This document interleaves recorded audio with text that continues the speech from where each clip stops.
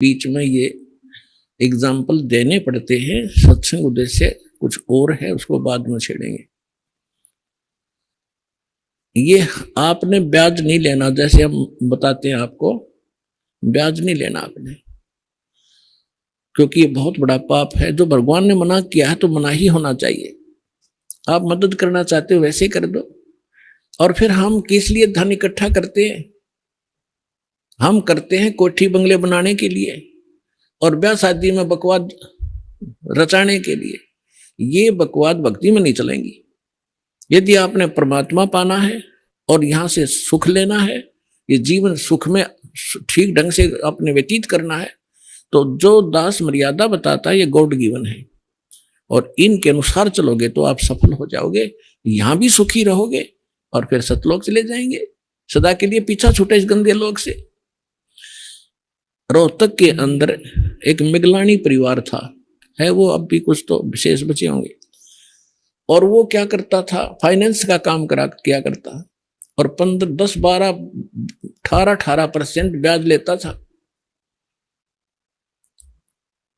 और उसके हमारे भक्तों ने एक कोई गाड़ी ली थी अपने लोन लेकर उससे, तो उससे आना जाना रहा, किस्त कैश देते थे। आप ब्याज ले नहीं सकते, अगर मजबूरी हो तो दे सकते हैं। तो कहने का भाव ये है कि जब हमारे भक्त कहीं जाएंगे तो ज्ञान भी सुनाएंगे। उससे जो फाइनेंसर था उसका पिता वहां बैठा करता था उस बच्चे के ऑफिस में,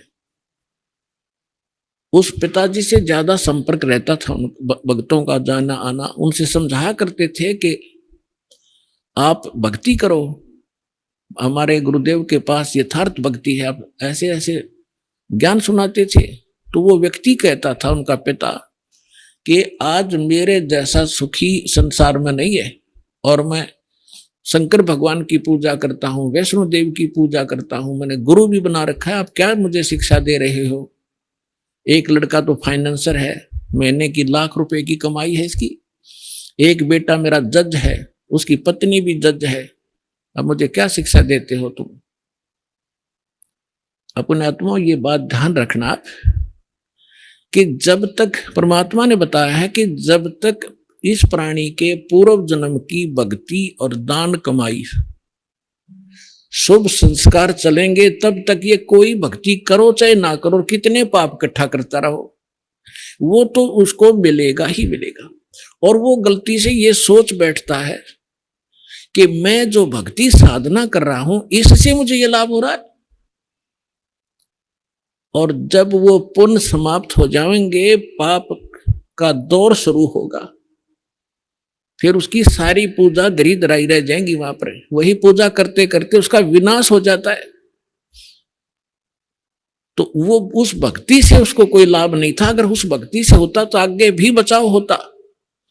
तो कुछ दिनों के बाद पेपर में एक समाचार पत्रों में खबर छपी, और उस खबर को पढ़कर उस भक्त ने हमें बताया, जी ऐसे ऐसे हम एक फाइनेंसर से कुछ वो लोन लिया था, लोन तो उनका क्लियर हो चुका था। फिर उनको याद आया कि तो वही व्यक्ति है जो यूं कहा करता कि मेरे जैसा सुखी नहीं, उसमें क्या लिखा था। फिर वो जाकर आए, वहां पर शोक व्यक्त करने भी गए। उस समय तो बात करण की भी नहीं थी ना, अच्छा नहीं लगा था। बाकी वो जाके आए, सारी कथा सुनी। क्या हुआ कि उन्होंने एक संडे के दिन एक धार्मिक अनुष्ठान करवाया अपने गुरुजी से। धार्मिक अनुष्ठान करवाया, सारे जो क्रिया थी वो करी, कोई जागरण टुगन करवाया, जैसा भी हवन पवन किया। तो उस बची हुई सामग्री को, जैसे हवन से बची हुई राख को फूल चढ़ाते हैं, फूलों को उनको जल प्रवाह करते हैं बाद में। तो वो दोनों भाई फाइनेंसर और वो जज, उन दोनों को गाड़ी में बैठकर विसर्जन करने गए थे। एक रोहतक से झज्जर रोड के ऊपर, झज्जर साइड में, रोहतक साइड, दिल्ली साइड में एक जवाहरलाल नेहरू कैनाल है, पक्की नहर है, बहुत चौड़ी, और उसमें पानी जब चलता है तो फुल बहुत बह के चलती है। साथ में ड्राइवर था। उन्होंने जो लिफाफा ले रखा था फूल फाल, वो जाकर के ऐसे पानी में डालना चाहा किनारे पे खड़ा होकर के, वो कुछ पटरी टेढ़ी थी उसकी ऐसी स्लोप में, वो ऐसे गिर गई।